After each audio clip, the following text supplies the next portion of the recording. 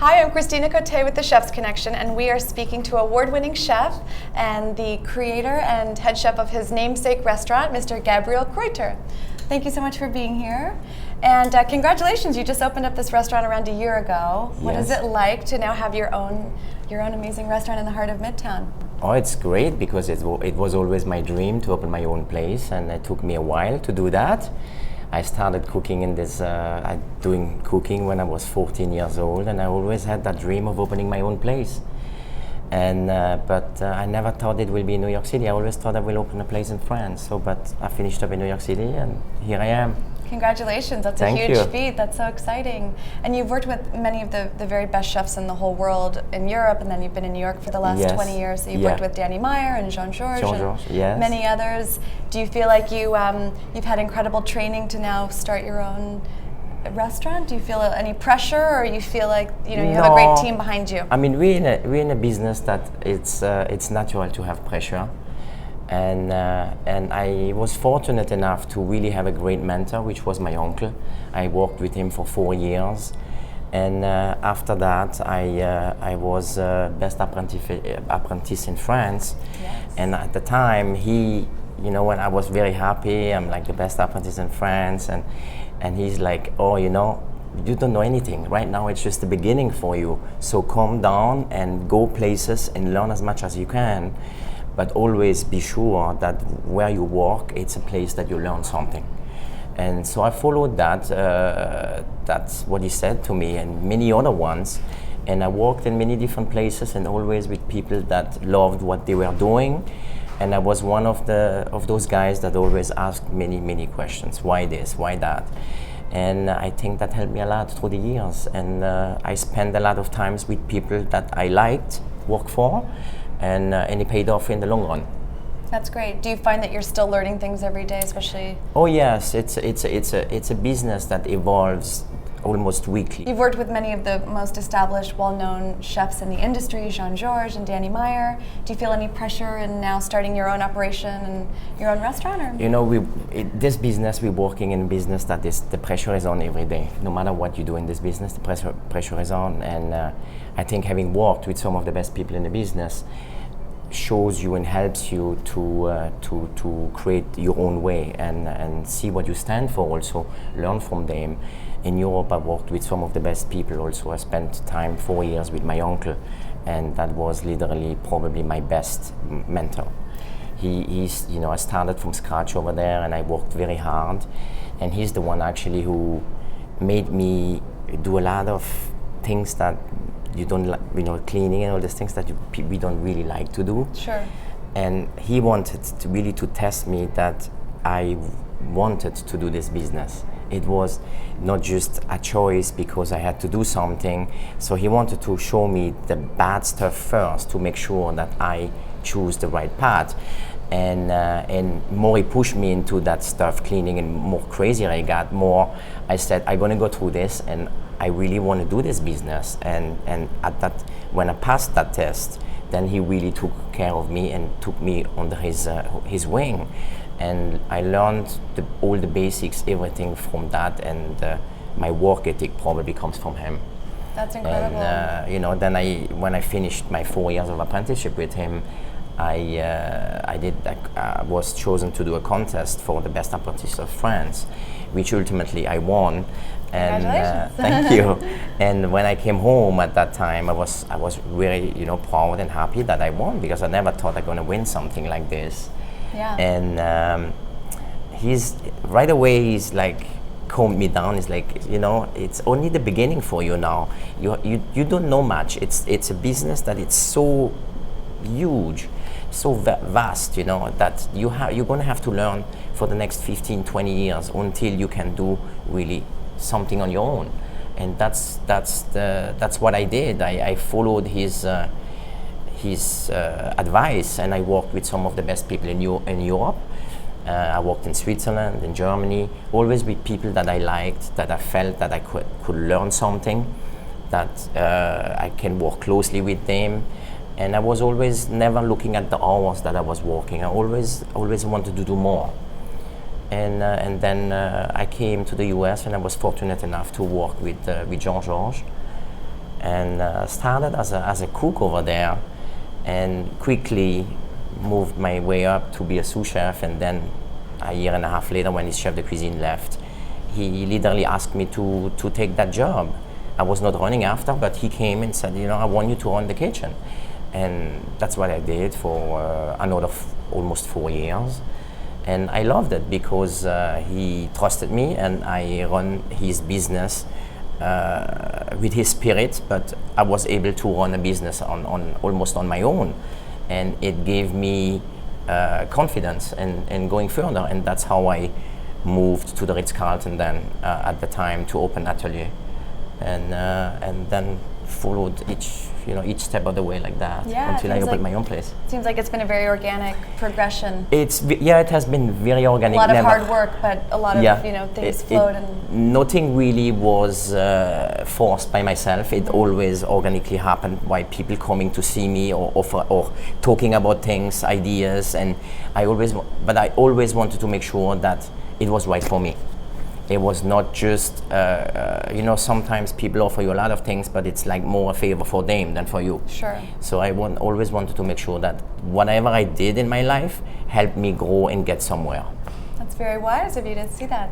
So going back to the basics and how you started, right? You were raised on a farm in the Alsace region. Yeah. So you had, I think I've noticed a trend. A lot of the chefs we speak to have been raised on farms, and I think it's not, crazy to think that being exposed to such great, sustainable, beautiful food that you would, develop a love and a passion for it. But it sounds like even since you were a child, right, your mother taught you a lot of skills, and then your uncle trained you. Yeah, absolutely. I was lucky to grow up on a farm. At the time, when you grow up and you're on a farm and you see what's going on and how hard it is, you don't think it's lucky. And now looking back, I feel lucky about that. So I was also lucky to be with my mother, who was a great cook, and she loved to cook.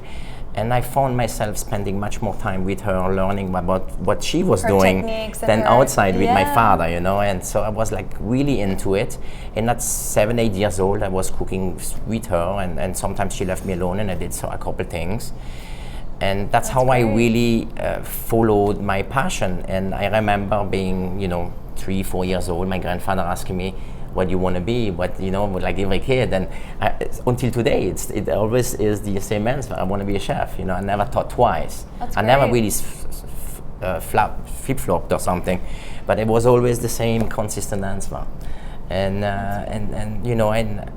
the beautiful souvenirs I have is like, drying plums with my grandfather in an oven, in a wood oven, or doing eau de vie, like schnapps brandy with him in the winter time, or all these little things that you take for granted, and later on you see that it was a lucky life, basically.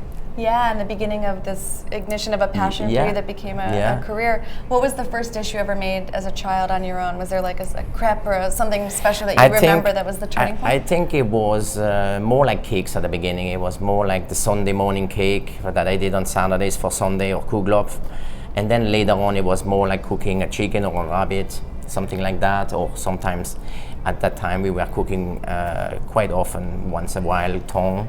Biltong or beef tongue, things like that, and it's, little by little, sometimes messing it up and learning from it. Yeah, that's great. It seems like you really enjoyed the learning process. Especially at this phase. I started very early reading a lot of books about food. For a long time, I had the Larousse Gastronomique. That was my to-go book for many 4 or 5 years, reading literally from A to Z, one page after another. The Répertoire de la Cuisine, same thing. When I did my apprenticeship, we had a book of about 200 recipes. At the time, I had all those recipes by heart in my head. So I was studying a lot and looking a little bit at what other people were doing with cookbooks. Right now, today it's much easier. Now you go just and you watch a video, everything is online. At the time, you had to really look for the information. Yes. So that's how I gathered my information. I did my own trials, tests, and things like that. And I spent a lot of time at home, when it was vacation time, when it was school vacation or the work vacation, trying things out for myself or for my family. So I found myself sometimes cooking for 15, 18 people at home for a Christmas time or a private event or an anniversary or birthday, and I cooked meals, 5, 6 courses, just like we do in a restaurant. And my passion is also wine, so I kind of like paired wine and food, and I did a lot of things like that. But I learned a lot on my own, and there is a big investment, personal investment that came at the time, and it helped me a lot going forward. Since this is something you've loved doing since you were a child, what's the most gratifying thing to you about being a chef? Teaching other people, getting them interested, teaching them something, and kind of showing them a path and giving them a goal and figuring out, first they need to have a dream, but a dream can be a very lofty dream and can be very daunting. So figuring out the steps to reach that goal and kind of like being honest with them and tell them how to get there and what they need to look for, and be patient. Today nobody's patient anymore to learn. Everything needs to go very fast, and then it just goes away like a hair fire. I always call it like a hair fire. It's like you want it in 6 months, and in 2 years nobody's talking from you anymore because there is no background, there is nothing happening. So that's what I teach people, and it takes time to find the right individual that has that understanding. But when you find them, you can guide them, and when they evolve on their own and they get to be successful, that's very rewarding. That's great. That's very cool. Have you had a specific person that you would feel is your teacher, your mentor? I had my uncle. Yeah. I will say that Jean-Georges was a great mentor for me. And I think Danny Meyer was more on the business side, a very great mentor as well. That's great. And you were saying that before you came up with the name for your restaurant, which is to name it after yourself, yes, which is a big deal. You had some other things in consideration. Did you really want this to be a reflection on your specific style and your personal brand, or is this, because I know also the stork is a big image that's part of the restaurant, which is a symbol. Yeah, the stork came in play because I always wanted to open a restaurant, and my cooking, everybody told me that my cooking was kind of like unique in New York City, and that it has a different soul. Not many people are doing that kind of food, and that I should just keep doing what I do, and do it nicely, and just use my background, my heritage, and go forward with it, and do the best I can with it. And I think I always was attached to my roots, because when you're away from your region, I think there is something suddenly that is missing because you're not there anymore. Sure. And I think at that point you embrace your roots even more because you're not close to them. And I think that's what made me what it is today. And I love what I do. So and it keeps evolving as we go forward. Is there a specific menu item that you're most excited about? I know some of the tarte flambés were. I love tarte flambé. I love the tarte flambés because that's the quintessential taste of home, Nice. And I remember doing those tarte flambés with my grandfather, my mother, my father. We used to have one of those very old wood-burning ovens, like a pizza oven, where we used to make bread once in a while. And each time we decided to make bread, we made tarte flambé before that, because that's the history of the tarte flambé. You're cooking it within the flames, and Flammeküche they call that in Alsace. So it's within the flames, just like a pizza. It's the Alsatian pizza from a farmer. They had the cheese on the farm, the onions and the bacon, and they made that while they were heating the oven. And so usually if that happened, it was a party with 20, 30 people, and we make tarte flambé for a couple hours. And then at the end, then we bake the bread. And those are very nice memories. And but the dish on the menu that I have now is the tart, the sturgeon tart with sauerkraut, sturgeon and a mousseline on the top, and finished with caviar. Wow, sounds delicious. So it's still the roots are in there. Yeah. And it's the poorest product, which is sauerkraut, and the most luxurious, which is caviar, coming together. I like that. Good symbolism. Yeah, well, exactly. If you need a taster, I'm available, just so you know, in case you're looking for someone. Yeah, we can do that. We can do that. That's amazing. It's a nice way to honor your family too and your journey, with food, the symbolism of it for you especially. That's incredible. And so you're so busy, especially having a new restaurant. I'm sure you don't have a lot of time off, but is there something specific you like to do in New York to recharge your batteries when you I like to have go. some time off? I like to bike. I find myself biking on the parks, on the Hudson Parks, or through Brooklyn or something. It depends how much I want to bike. Or go out from the city, rent a car and go out from the city up to upstate New York, or last weekend I was up in Vermont. So it depends. Go and see a little bit what's outside, and see greenery, and just like relax a little bit and come back and ready again. Yeah, it makes sense. I love to travel, but it all depends what's going on at the time. That makes sense. Yeah. Are you interested in other creative expressions? Do you have are you into music, or are you into I love music. I love wine. I'm a wine collector. I love to go out in galleries. I love to go museums. It's a lot of things I like to do. That's great. But spending time with my wife also. Yes, of course. I'm sure. Is she in the food world too? No, she's not in the food world at all. She's completely out of it.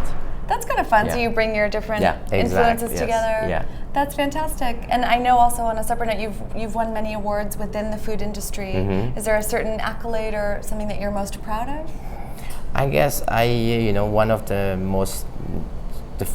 first one was my apprentice thing, but then the food and wine, 2003 Best New Chef Food and Wine, that was great, and then the recognition from James Beard for Best Chef New York City. That was great. And I mean, there's many, and I think each time is a new step. The five star from AAA that we got was a total surprise within a couple months. So that was a great, rewarding experience. And we just found it out through an email. Like, okay, we didn't know, we don't even know that we were considered. And it was fun because I printed out the letter and I gave it to the teams. That's great. So they read it while during the lineup, and it was nice to see their faces and their really expressions, cool. And it was very rewarding. That's amazing. Where do you see yourself in 10 years? What's your vision? I don't know. I'm planning to open a chocolate shop now, and sometime in the fall, probably in October, just next door. Cool. And then we go from there. I mean, I gotta take it step by step. I want to make sure that this place is well run and well set up, and then we see what's next. But I'm not in a hurry to open dozens of places.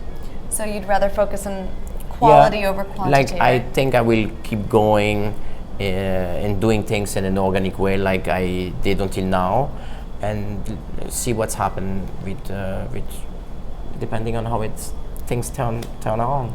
Yeah, that makes sense. Whatever. Just take it step by step. Do you think that you would ever open up a restaurant in France, like you had mentioned, or? I'm not sure. Yeah. It's. With the climate over there in France right now, I don't think it's the right moment to open something. Sure. So I'm really live here. I spent 20 years of my life here, so I think I will more focus here than France right now. But who knows? Maybe one day, yeah. Do you consider yourself to be a New Yorker at this point? Yeah, I spent a long time here. Yeah, well, give me one of these. And yeah, New Yorker. And when I leave the city and go somewhere else after a couple days, or sometimes it's maybe a little bit more than a week, I kind of like want to come back here. Even if the city is kind of like very busy, crazy at some times, you get mad at what's going on sometimes because it's just like so busy. But each time you leave, you kind of like there's like a magnet that wants that wants you to come back. It's true, yeah. It keeps drawing you in, all the energy. It's very exciting. It's nice that you're so close to Bryant Park. If you need a little greenery, you have it right outside your door, literally. It's a great location for that. We have great, light in the restaurant, and then the park outside in the summertime. Sit outside and have a coffee. It's great. Yeah, that's watching beautiful. the people. That's so nice. That's awesome. And one thing we like to ask chefs is, kind of any interesting stories that have ever happened, kind of pranks or confessions from the kitchen. Is there anything? Confessions from the kitchen? Yeah, anything interesting that has ever happened, a funny story that comes to mind? Bad things that happen sometimes. Things that burn, things that you forget in the oven, or things that don't turn out right. All these things happen. Yeah, it makes sense. Bad thing that, cutting yourself is a bad thing that happened. Yeah. Not that long ago I cut my finger on a mandolin, so, in a very dumb way. When I was at my uncle's, I cleaned the beautiful knife. He claimed that it was not clean enough, so I cleaned it even more. It was one of those steel knives that get rusty a little bit, so I cleaned it very nicely. And to dry it, I took it in my hand with a cloth, and I squeezed it nicely, and it just went through, and I cut my whole hand open here. So things like that you remember, and it's the dumbest thing you can do. Or one thing I really remember, it's like it's moments when I think about it. It's I see myself there. It's when I took. There was an older guy in the kitchen. His uncle was in the kitchen, and a 75-year-old guy, and he had like a pan in the oven, a roasting pan with about 3 or 4 trouts in it. And it's like, little guy, petit, take it out from the oven for me. And I went, and I had no side towel. I took the first towel that I found, and it was a wet cleaning towel, and I went like very dumb, and I take it with 2 hands. And I take it out, and this whole thing steamed and fired up my hands, and I went up and down and up and down, and I burned my hands, and in my head it was like, I cannot drop this, I cannot drop this. And I figured out a way of putting it on the table somewhere, but I was burned so badly. Oh, that's horrible. But things like that, sometimes I cut one time myself on a meat slicer also, the whole thumb here. So things like this happen. It's and then sometimes you warn guys in the kitchen, do not do that, do not do, because it happened to you, and what he's saying. It's like he's a little crazy, this and that, and then suddenly you turn on and it happened. They're steaming their hands too. I know. Sometimes you have to learn the hard way, unfortunately. Yeah, sometimes, but you never forget once you have that experience. But it's But when you look back, it's always you hurt yourself always in a dumb way, because of inattention, because of lack of focus, or because you want to go so fast that you want to be faster than anybody and then make a mistake. What's your advice to either chefs that are just beginning their career, aspiring chefs, or people that just really like to cook at home? Is there any advice for people that are be patient? Be patient, yeah. I hope that if they want to really be a chef, I hope that they love to eat. Yes. I think there is only, if you don't like to eat, I don't think that you can succeed being a chef. And I think that they need to be really patient and spend time with quality people, learn something daily, weekly, whatever. They have to, and be honest to themselves. Very, very much be honest to themselves. Find honest people where they can get the right information, advice, and really have a plan of action on what they want to achieve in their lives. That's great. My favorite ingredient? Yes, sir. It's easy for me. I grew up in Alsace. It's big in foie gras. I love truffles. I love caviar. Like a lot of French chefs, I guess. Good things.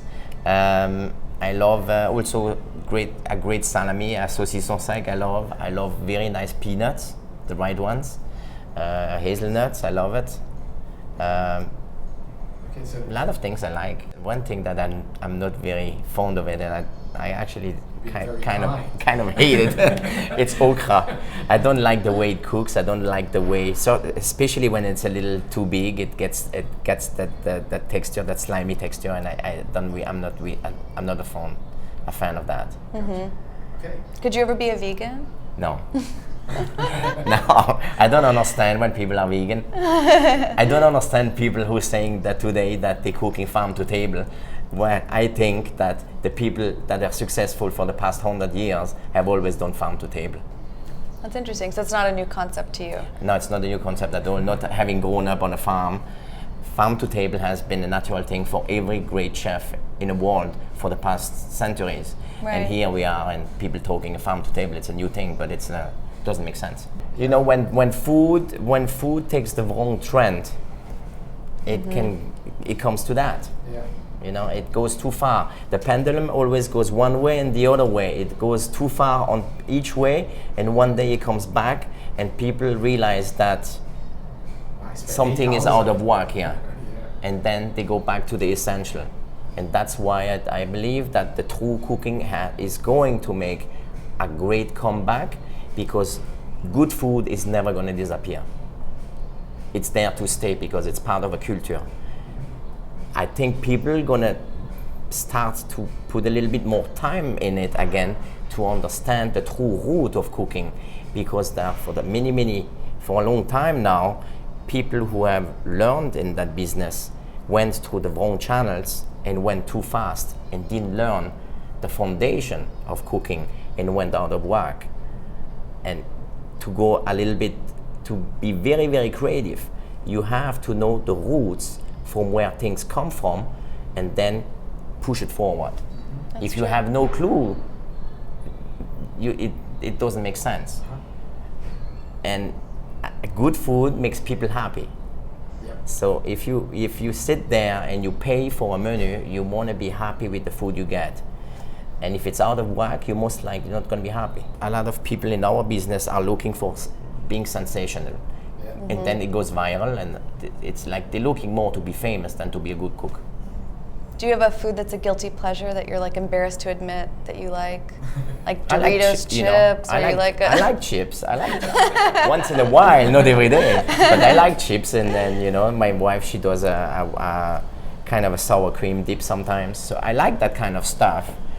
Once in a while, it's good with a beer or something. But I like sardines, very good sardines. I love them. Yeah. But the very baby ones, the small ones. the quality, I think, right? If something is fresh and good quality, almost anything is good, right? Yeah, I'm the first one to say that when something is good, it's good. It doesn't matter from where it comes from. And you have to be honest. You have to admit when something is good. And some people are just saying no, it's not, because it's like it's not coming from where they want it to be from.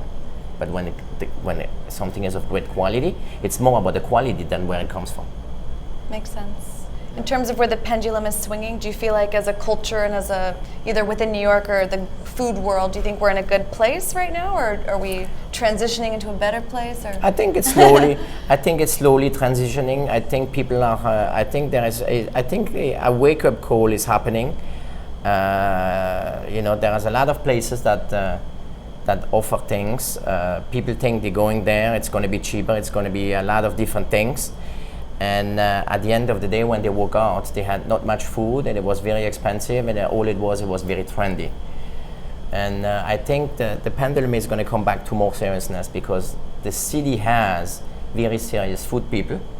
Maybe they're not, and I think they have enough of sitting on chairs with no lean and bare tables and no good service. And at the end of the day, a happy customer or a non-happy customer, at the end of the meal, he still gets a check. You're gonna have to pay for. Good, bad, or indifferent, you have to pay for. So you may as well pay for something that you like. And I think it's coming back. It's gonna get back to something serious, I think. People are starting to shift more and more. For more with your favorite chefs, please visit thechefsconnection.com.